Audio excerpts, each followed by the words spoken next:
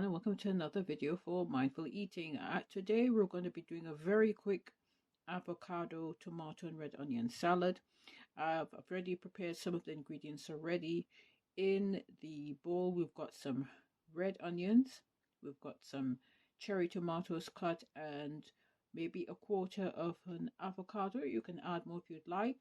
I'm just going to add a squeeze of lemon juice, some olive oil, just a dollop of it. We're going to add some pepper, and we are going to lightly mix with our hands, just like this. Lightly mix, just lightly mix like that, and then we are going to put it in the dish like so. It's a very quick salad, and basically this is the salad here. There you are. It's a very quick salad today.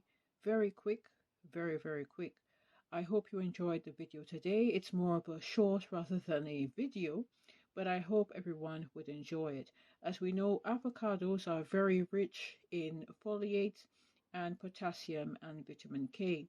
And we've got cherry tomatoes rich in vitamin C and some crunchy red onions. I hope you enjoyed this little snippet.